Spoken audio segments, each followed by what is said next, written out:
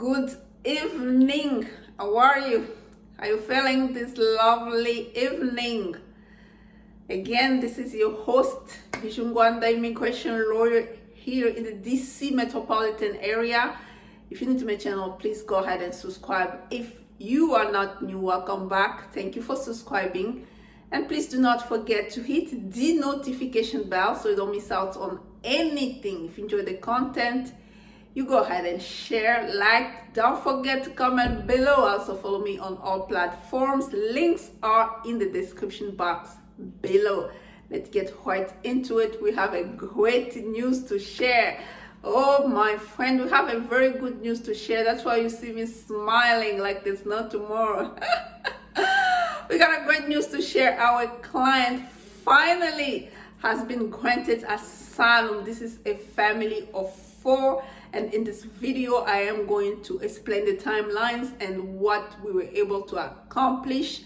And let's just continue with the story. This person gets here in the US in 2014. First the wife came early, and then he had to follow because he was arrested at the airport just because he was fleeing persecution.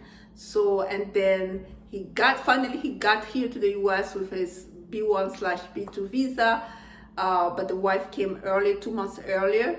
Then they apply for asylum. When they apply for asylum, I believe 1 year and 2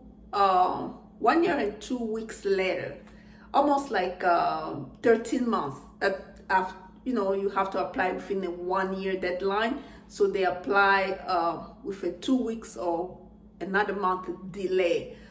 But as usual, USCIS asylum case was pending for 9 years. Okay, so we had to file an expedited request. We filed the first expedited request. They came to me in February of last year, February 24th of last year. So we filed the expedited request in March. We had to wait 3 months later. We did not get any response, and then we got a response that it was denied. Oh my gosh, we had to file another one. I wanted to file a lawsuit, but as usual, you have to sometimes negotiate with DHS, USCIS, because sometimes you really just want to be in their grace because of the nature of the case. Sometimes it depends. Sometimes you just shoot with the lawsuit. Sometimes you just try to negotiate. In this particular case, we tried to negotiate. So we filed the second expedited request, and we got the congressman's office involved. And finally, it was just pending, and then I wrote them a strong letter talking about, we tried the first expedited request, it didn't work, and now we're trying the second expedited request.